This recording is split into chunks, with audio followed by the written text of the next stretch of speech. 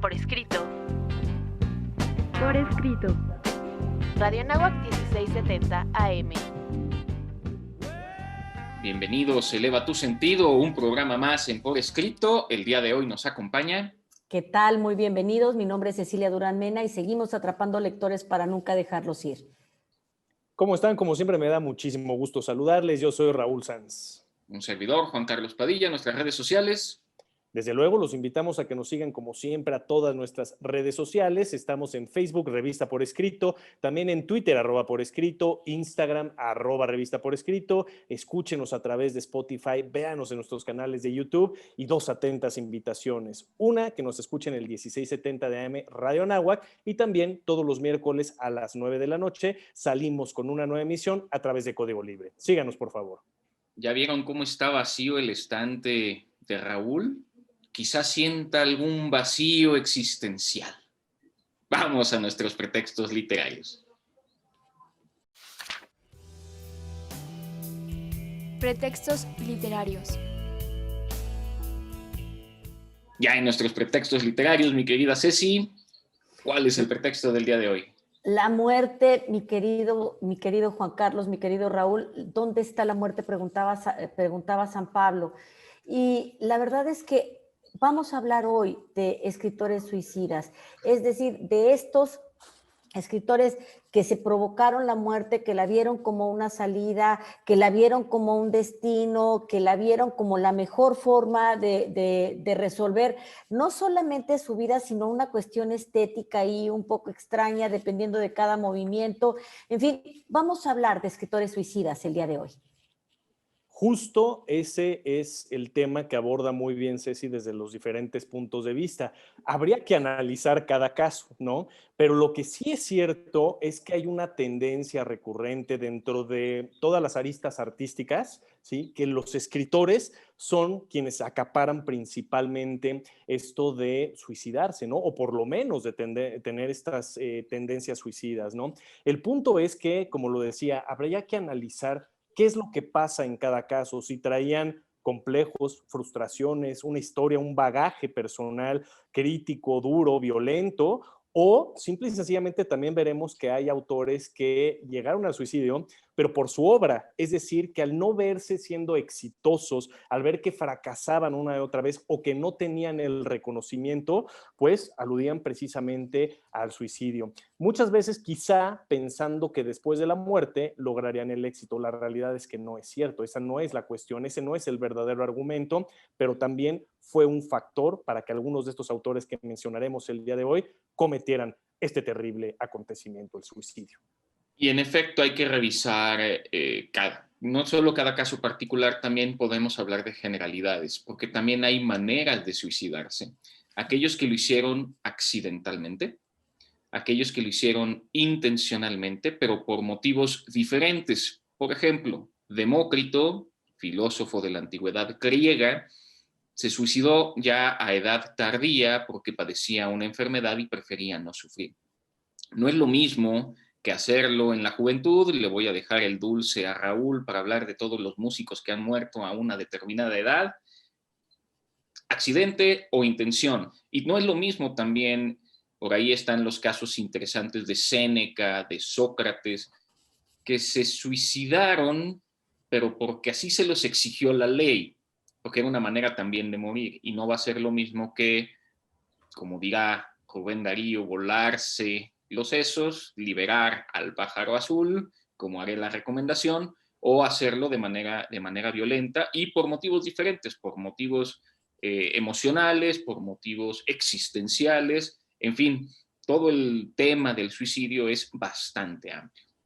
Y como bien abordan, el suicidio también ha tenido diferentes connotaciones a lo largo de la historia. En algunos casos, el suicidio era como una muestra de honor. Cuando tú no estabas de acuerdo, entonces se abrían las venas. Pienso, por ejemplo, el caso de Catón, que no estaba de acuerdo, o sea, el propio Séneca, como ustedes mismos, como Juan Carlos platicaba, que se abrieron las venas porque no estaba de acuerdo y era una manera muy honorable de responder y de protestar, muy definitiva también. Y luego, conforme fue pasando el tiempo y sobre todo en la Edad Media, ya no era nada honorable, al contrario, era un pecado. Y entonces la gente que se suicidaba no era... como no tenía el mérito para estar en un campo santo y entonces los enterraban en los cruces de los caminos, en fin, ya no pertenecían. Y conforme fue pasando el tiempo, los románticos lo veían como la expresión más excelsa del arte. En fin, creo que el suicidio ha tenido muchas maneras, muchas aristas y ha sido también por las diferentes nacionalidades, los japoneses con el harakiri, tantas razones para dejar la vida en tus propias manos y como hace ratito fuera de micrófonos decía Raúl, la manera en la que se hace es directo en el corazón para que sea definitivo. Justo entre el comentario de Juan Carlos y Ceci, yo me iba a ir también por esa parte del honor, ¿no? O sea, sí, el suicidio también representa el quiero quitarme problemas, ya no puedo más con esta vida. No voy a decir que es el camino fácil porque qué difícil ha de ser querer suicidarte, ¿no? Esperamos ninguno de nosotros nunca enfrentarnos a una situación de esa. Qué difícil ha de ser tomar esa decisión. Pero si nos vamos por lo que ya venían platicando, Ceci, precisamente la parte del honor, el decir, muero bajo mis propios términos, ¿sí? A mí, por ejemplo, si hablamos de una guerra, no voy a dejar que me capturen y que me maten. Y de eso podemos hablar de muchos personajes dentro de la historia, pero particularmente, lo decía ya Ceci, en Oriente, los japoneses, ¿no? Es parte de ellos, de su propia cultura, y Juan Carlos nos lo adelantaba también con los griegos, los romanos. De hecho, me hizo pensar Juan Carlos en la obra de Mario Puzo, en El Padrino, ¿no? Si nada más han visto la película, en la segunda parte, este gran personaje de Frank Pentangeli, cuando acaba en la cárcel, que va a tener una cadena perpetua, decide, a este personaje le gustaba mucho la historia y particularmente los romanos. Y ahí podemos ver gráficamente cómo personifica esto, ¿no? Se mete a la tina, como lo hacían los romanos, con agua tibia, ahí te abrías las venas y te quedabas dormidito, ¿no? Plácidamente, una muerte plácida en ese sentido, bajo sus propios términos. Entonces, es interesante, no solamente es me quito de problemas, sino si ya me voy a ir, me voy bajo mis propios términos. La forma de suicidar también tiene una connotación importante, incluso me parece en ocasiones contracultural. Estoy pensando en México, la estadística es un suicidio en cada línea del metro, que es bastante efectivo, por cada mes, por cada línea. Es un enorme número de suicidios que se dan y es una manifestación pública. No es lo mismo arrojarse a las vías del tren que hacerlo cortándote las venas en la tina de tu casa. Y habría que hablar no solo de estos autores suicidas, sino de personajes suicidas también en la literatura. Estoy pensando en Yocasta. Yocasta en Edipo se cuelga de los cabellos al descubrir que efectivamente se había cumplido el oráculo. Me gustaría puntualizar una situación más y tiene que ver con lo que decía Napoleón. Él decía que era una cobardía suicidarse. Y hay quien afirma que el suicidio pues es algo que ya trae uno en la genética, como en la depresión. Y sí, en efecto, existen estudios que dicen que hay cierta tendencia suicida en determinada genética. Sin embargo, me parece que es un aspecto más cultural y quien elabora un estudio relacionado con ello será Emil Durkheim, sociólogo alemán, que tiene un libro que se llama así, El suicidio, y que lo analiza ya como una patología social. Es uno de los padres de la sociología. Es un libro muy interesante donde además, por el ambiente en el que se da la obra, Durkheim hace un análisis muy particular que, grosso modo, y dicho de una manera muy general, relaciona el nacimiento del capitalismo, como lo conocemos hoy, precisamente con el suicidio.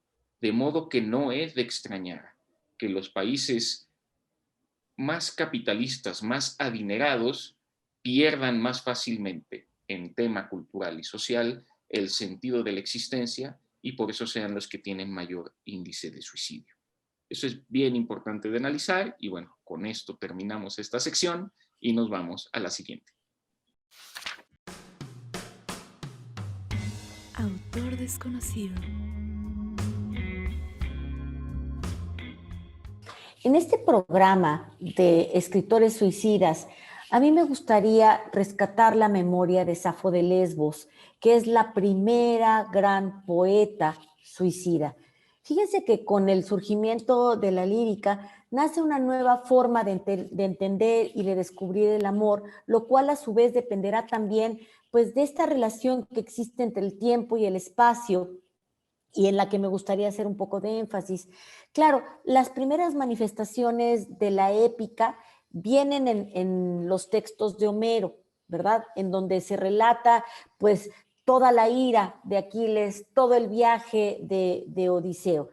La importancia de Safo, la más brillante de las poetisas griegas, además, una de las pocas personalidades reconocidas por Sócrates, que en aquellos años era considerado como la persona más sabia de la antigua Grecia, y conste, Sócrates la reconoce como su maestra, destaca esta manera original, muy íntima en su estilo, en donde ella aborda un abanico de temáticas, y es que para ella no había en el mundo nada más importante que los sentimientos y las pasiones. Y todos estos motivos se van a manifestar a lo largo y ancho de todas sus creaciones líricas. Bueno, pues Safo nació, tenemos noticias, entre los siglos 7 y 6 antes de Cristo, es decir, aproximadamente hace 2600 años. Nació en el seno de una familia aristocrática y ella pasó toda su infancia y parte de su juventud en la isla de Lesbos, de donde ella era originaria, en la ciudad de Mitilene. En su familia se ve obligada a exiliarse a Siracusa por temas políticos, qué raro, ¿verdad? Y ahí se queda, va a regresar muchos años después a su tierra natal para dedicarse a la composición, pero también algo muy importante, a la educación de los jóvenes aristócratas de su amadísima isla de Lesbos. Y entonces va a crear algo que se conocerá después como la Casa de las Musas, donde años más tarde moriría de mano propia. Bueno, su obra poética se encarga de escribir en un dialecto griego, el eolio, y en donde ella empieza a innovar la poesía griega, no solamente con las métricas y las estrofas que ella misma inventa. De hecho, su estilo se conoce como estrofa sáfica, la cual está formado por varios versos en decasílabos y un verso pentasílabo. Y entonces va acompañando esta cadencia de longitud de palabras. Su fuente de inspiración, pues ya sabemos, era el amor, era también toda esta relación íntima y personal, y ella tiene la convicción de que ella procede de la diosa Afrodita. Dedicó sus poemas a sus amigas, a sus compañeras, a sus alumnas, muchas de las cuales fueron sus amantes. De este modo, la lírica de Safo nos habla sobre esta manera intensa de vivir, de los sentimientos y de la apreciación de la vida, de los elementos que la rodeaban. Entonces, a lo largo de su vida, Safo de Lesbos escribió 9 libros, odas principalmente, epitálamos, canciones nupciales, elegías, himnos, y es muy importante remarcar que Safo fue la única poeta de la antigüedad que no solo logró ser reconocida en vida, que eso era muy importante, porque en aquellos años no era tan fácil que una mujer fuera reconocida, bueno, ni en la actualidad, sino que además dejó influencia en los grandes pensadores, como les digo, en Sócrates y evidentemente también en Platón.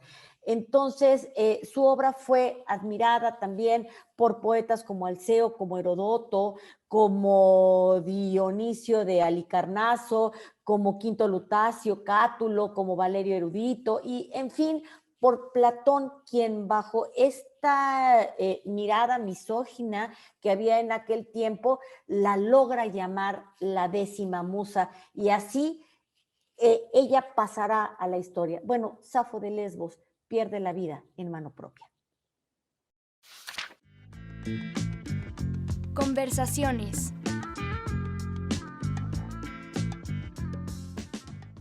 Hemos llegado a nuestras conversaciones, mi querida Ceci. ¿Por dónde te gustaría comenzar el día de hoy? Fíjate que terminamos la sección de pretextos hablando de personajes que eran suicidas y me quedé pensando en Ana Karenina, me quedé pensando en Madame Bovary, me quedé pensando en estas dos mujeres entrañables que tuvieron vidas muy, muy complejas y luego cómo estos personajes influyeron después en ciertas autoras. Y me quisiera detener en una autora muy, muy famosa argentina, Alfonsina Storni. Ella era una poeta que estuvo muy vinculada al movimiento modernista. El movimiento modernista fue una estridencia muy importante en términos como de los valores románticos. Entonces ellos veían a la muerte como algo aspiracional y ellos veían el camino del amor tendría que terminar con la muerte. Esta mujer también tenían vidas complejas. Su padre muere y se ve obligada a trabajar en el negocio familiar. Y la verdad es que ella no le gustaba mucho, entonces siempre hizo todo lo posible por independizarse y por crear su propio camino en las artes. Y entonces fue actriz y fue maestra y se encargó de ir construyendo su carrera literaria, escribió poesía, obras de teatro, en fin, y ya al final de sus días se enferma y es que la enfermedad va a ser una constante en estos escritores que son suicidas y ella le tiene mucho miedo al dolor, le tiene mucho miedo a la pérdida de la autonomía, etcétera. También tuvo una pareja sentimental que optó por el suicidio, que fue Horacio Quiroga, y entonces después ella padeció cáncer de mama y después de haber sido diagnosticada dijo, ¿sabes qué? Yo no quiero tener un final así doloroso, no quiero irme de este mundo así, me voy a ir en mis propios términos y el 25 de octubre de 1938 Alfonsina Storni decide terminar su vida arrojándose al Mar del Plata en Argentina. Qué bueno, yo también quisiera darle continuidad a esta autora de la que ya nos habla Ceci. Ya hemos platicado en otras ocasiones de ella, pero creo que es de lo más relevante. A mí de todos los autores suicidas o con tendencias suicidas, porque no todos acabaron en la muerte necesariamente, pero hablando de este tema, quizá ella es la que me produce más melancolía, más nostalgia en el imaginativo, ¿no? Del contexto que vivió, por todos los mitos que se han platicado atrás de esta historia de Alfonsina Storni. Particularmente, lo que más me gusta a mí es la canción, también platicada en otras ocasiones, esta canción interpretada por Mercedes Sosa, quien la hizo muy famosa, Alfonsina y el mar. Desde luego ha habido otros artistas que han hecho su propia interpretación, pero sin lugar a dudas la de Mercedes Sosa es por excelencia, que fue compuesta por Ariel Ramírez y Félix Luna, son los compositores de esta magnífica canción, que lo interesante de esto es que la propia canción de Alfonsina y el mar, que te genera esta imagen de una Alfonsina Storni caminando tranquila y lentamente en un atardecer hacia el Mar de la Plata y introduciéndose, o sea, caminando, ni siquiera de esas veces que el mito dice, no, pues ella se aventó al mar y se suicidó. Pero esta parte un poco más romántica fue caminando poco a poco, se fue introduciendo hasta que desapareció, ¿no? Bajo la superficie del agua. Entonces, eso es lo que yo creo que genera nostalgia si uno se empieza a imaginar. Y la canción que les hago mención, Alfonsina y el mar, está precisamente o fuertemente basada en Voy a dormir, el poema de la propia Alfonsina Storni. Me voy a permitir leerlo, es cortito, pero dice así: dientes de flores, cofia de rocío, manos de hierbas, tú, nodriza fina. Tenme puestas las sábanas terrosas y el edredón de musgos escardados. Voy a dormir, nodriza mía, acuéstame. Ponme una lámpara a la cabecera, una constelación, la que te guste. Todas son buenas. Bájalo un poquito. Déjame sola.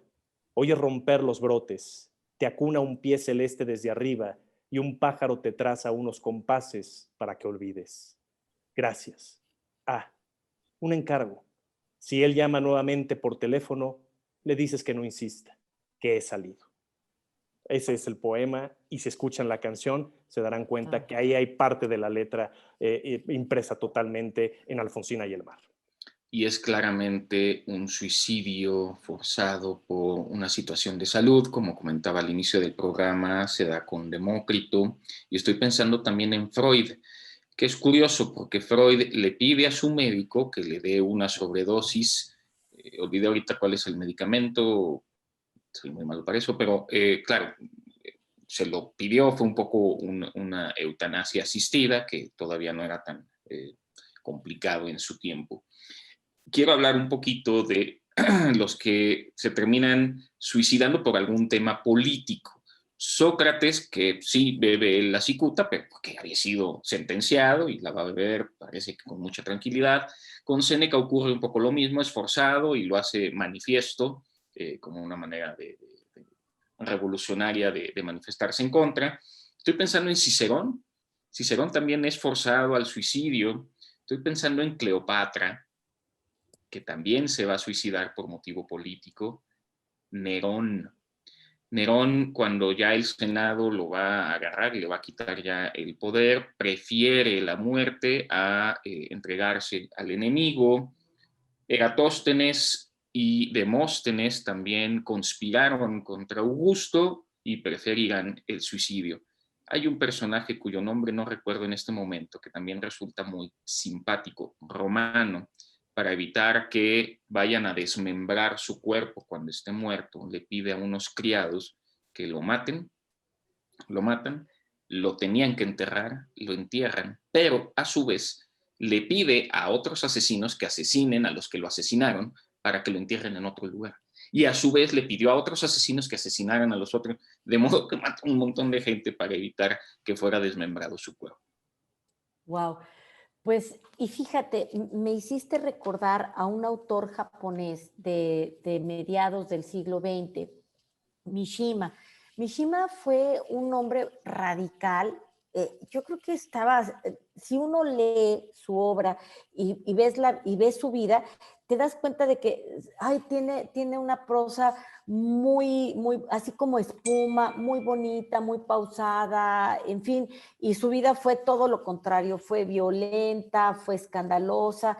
Él toda la vida se sintió como muy humillado porque Japón pierde la Segunda Guerra Mundial y por lo que le hicieron al emperador, que al emperador lo hicieron declarar frente a su pueblo que él ya no era Dios, sino que era un simple ser humano. Y eso para Mishima fue así como que el trastorno más grande.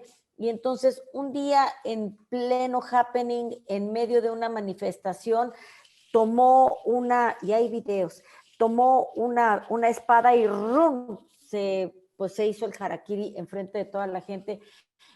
Uno no hubiera pensado jamás que Mishima llegaría a ese nivel de estridencia en su protesta, pero bueno, también habría que pensar que hay muchos escritores que sienten muy, muy profundamente este compromiso y lo llevan hasta la última consecuencia, que es ofrecer su vida y se suicidan. Perdón que tome la palabra, habría que añadir nada más en el caso de Mishima que dejó todos sus papeles en orden. Ay, sí. Eso es súper importante porque es también otra manera de comprenderlo. No es un ataque de ira por lo que está ocurriendo, sino que muy medidamente deja todo en orden para que sus descendientes no tengan que sufrir lo que él por voluntad decide hacer. Uh-huh. Y en un paréntesis también de lo que Juan Carlos ya mencionaba, ¿no? De algunos personajes históricos que cometieron el suicidio, yo estaba pensando también los nazis en la Segunda Guerra Mundial al término, porque se decía, pues al verse ya, no querían entregarse al enemigo, ¿no? De cuántos personajes históricos y prefieren cometer el suicidio. Estoy pensando en el propio Adolf Hitler, que ojo, yo tengo mis dudas, yo soy de los que cree que acabó en Argentina ahí, ¿no? Pero de los que sí podemos estar 100% seguros es de Joseph Goebbels, que incluso él y toda su familia, ¿sí? Cometieron el suicidio antes de caer en manos de los rusos. Y el otro que estoy pensando, ya cuando fue capturado en los juicios de Nuremberg, Hermann Göring, ¿no? El mariscal de la Luftwaffe, justamente encarcelado, imagínense, dentro cometió suicidio, ¿no? Y ahí están las imágenes también. Entonces, prefiriendo morir bajo sus propios medios y no por manos de los enemigos, pues los nazis entran también en este contexto histórico. Pero bueno, regresando un poquito a personajes de la literatura o de la cultura, pienso mucho en México también en Antonieta Rivas Mercado, este personaje también muy fuerte de todo lo que tuvo que haber vivido, empezando su papá famoso, ¿no? Sabemos Antonio Rivas Mercado, particularmente reconocido por el Ángel de la Independencia, entre otros monumentos que se hicieron durante el porfirismo.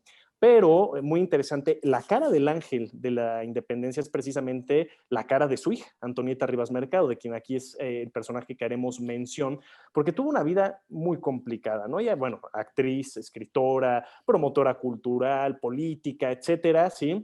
Una persona sensible. Sin embargo, pasaron tantas cosas a su alrededor, particularmente yo creo que el deterioro en su sensibilidad y en sus emociones, en sus pensamientos, tuvo que ver después del divorcio con Albert Blair. Y ahí es donde viene la catástrofe, porque le quitan, como se dice, sus tres grandes amores, ¿no? Al divorciarse de Albert Blair, él se lleva a su hijo a vivir a Burdeos. Entonces se queda sin hijo primero que nada. Dos, los libros, la literatura, el otro amor de Antonieta Rivas Mercado, pues ¿qué creen que también le hace Albert Blair? Le quema su propia biblioteca, se queda sin todos estos contenidos, ¿no? Y finalmente el ballet, que era otra de sus pasiones, pues también le es quitado. Para no hacerles el cuento largo, esto ya lo platicamos en otra ocasión, la muerte termina o culmina con, ella tenía ya una relación con José Vasconcelos, nada más y nada menos. Tiene una relación pues ahí un poco con sus altibajos, y finalmente cuando acaba esta relación, ella con la propia pistola de José Vasconcelos termina quitándose la vida, ¿dónde creen? En Notre Dame, en la Catedral de Notre Dame, apuntándose, como ya lo decía hace rato nuestra querida Ceci, directamente en el pecho, ¿no? Entonces, pues ahí tenemos el caso de otro personaje muy interesante. Conozco menos los pasionales, pero hablando de obras literarias, evidentemente Tristán e Isolda y Romeo y Julieta pues acaban en suicidios por amor. Pero quisiera hacer referencia más bien al estilo político, pero de la desesperanza. Y estoy pensando en Walter Benjamin. Walter Benjamin no puede huir a España, que era su pretensión en la Guerra Mundial, y termina quitándose la vida por una sobredosis. Insisto, no recuerdo ahorita, se me va el nombre de esta inyección, pero bueno. Y el otro que estoy pensando es Vladimir Mayakovsky. Mayakovsky era parte de este movimiento bolchevique con Stalin, quizá demasiado idealista cuando pues, ve lo que ocurre con Stalin y toda la burocracia que instala, prefiere quitarse la vida porque no era la utopía que él imaginaba. Y es triste, es diferente, no es lo mismo estar enfermo, no es lo mismo ser perseguido político que ver destruido, y ya lo hacía la referencia con precisamente Mishima en Japón, y cómo esto no es exclusivo de un territorio nada más, sino de ese vacío que puedes sentir al no alcanzar los objetivos que habías planteado. Y yo quisiera hablar de también cómo en cierta forma el suicidio no solamente afecta al que se va, sino a su entorno. Y quiero referirme al caso de Manuel Acuña. Manuel Acuña, este famosísimo poeta que escribe El Nocturno a Rosario. Esta mujer que se llamaba Rosario de la Peña, los de la Peña tenían una casa en donde se hacían tertulias literarias muy interesantes, muy importantes, y entonces llegaba todo lo más selecto del arte en México.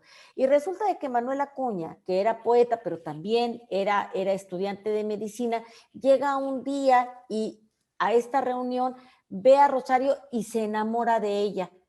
Pero pues a Rosario Manuel Acuña no le gustaba, entonces nunca le correspondió. Además, bueno, Manuel Acuña no era muy agraciado, Manuel Acuña era pues más bien un estudiante pobretón, y además de todo andaba con problemas de amores, con problemas de vicios, dicen que tenía un hijo por ahí perdido, en fin. Entonces a Rosario, francamente, como que el candidato no le parecía propicio, ¿verdad? Entonces Manuel Acuña está tan enamorado de esta mujer y tan desilusionado de que no le hacen caso, que decide tomar cianuro de potasio y púmbatelas, se muere en la esquina de Izazaga y de Isabel la Católica, que es nada más y nada menos donde se encuentra el edificio del claustro de Sor Juana. Entonces, bueno, a la pobre de Rosario, que pues, digo, nunca le dio esperanzas a Manuel Acuña, más bien siempre le dio calabazas, de repente todo el mundo de las artes en México como que le empieza a despreciar, le empieza a hacer a un lado, porque pues ella no le hizo caso a Manuel Acuña y ella decía, después en una entrevista que le hace León Krause, decía, híjole, ya viejita, decía, es que no saben lo injusto que fue todo esto para mí, porque a mí ni me gustaba, yo nunca le di esperanzas ni nada, y después de su muerte me quedé totalmente sola y encima nunca me casé. Oh, bueno. Y hablando de historias o de vidas trágicas, pues también otra escritora estadounidense, en este caso Sylvia Plath, ¿no? Que casualmente estaba pensando ahorita un poco de Boston, ¿no? ¿Quién más, qué otro autor les viene a la mente que es bostoniano, mi querido Juan Carlos? Nada más un cuerpo. Edgar Allan Poe. Exactamente, ¿no? Me quedé justamente pensando en ese hilo ahorita. Pero bueno, ¿no? La vida de esta mujer, Sylvia Plath, escritora, poeta también, americana, una vida muy trágica, porque cuando trató de cometer su primer suicidio, cuando hubo un intento de violación, ¿no? Hacia ella. Entonces, ahí viene la primera vez que lo intenta.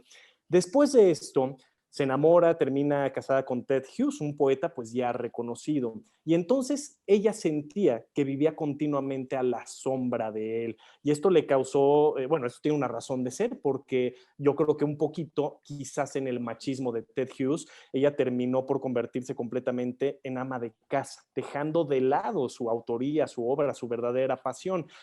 Pues esto definitivamente fue permeando cada vez más en sus emociones, al grado de que iba a decir un buen día, un muy mal día, mejor dicho, ¿no? Después de darle de desayunar a sus hijos, ¿sí? Pues ya los encierra en su cuarto, ¿y qué hace ella? Abre el gas del horno de la cocina y tan solo unos minutos después, pues pierde la vida, ¿no? En un suicidio. Imagínense cuántas cosas no traería ya ella metida para cometer eso, con sus hijos ahí en la casa también encerrada.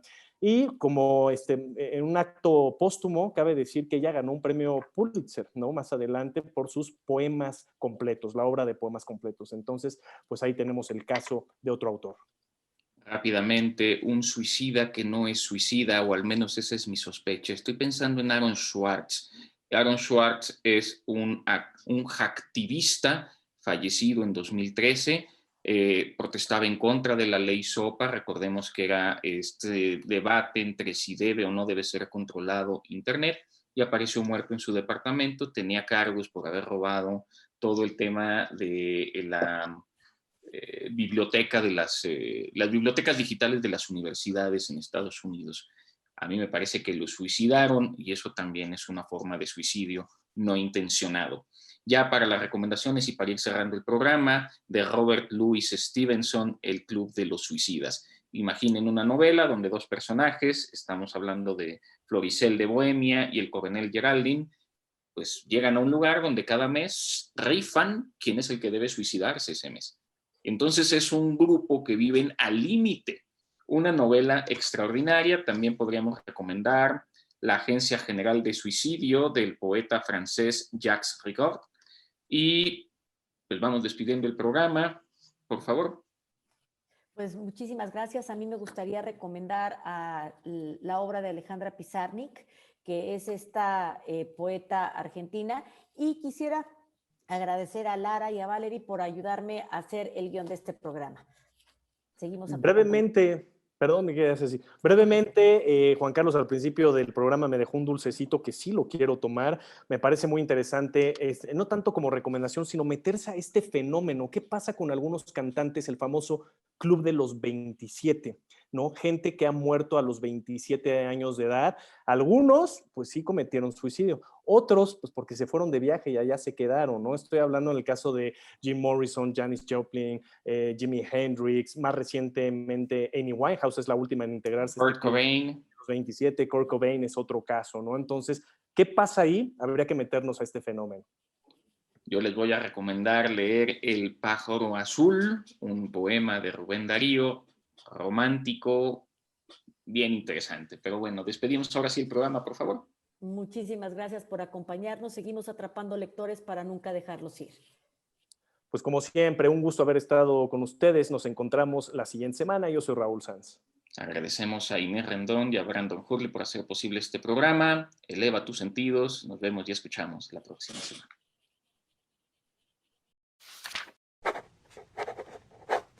Ultimátum. Mi libro de cabecera es un revólver. Y quizá, algún día, al acostarme, en vez de apretar el interruptor de la luz, distraído, me equivoque y apriete el gatillo. La Agencia General del Suicidio, poeta suicida francés, Jacques Rigaud.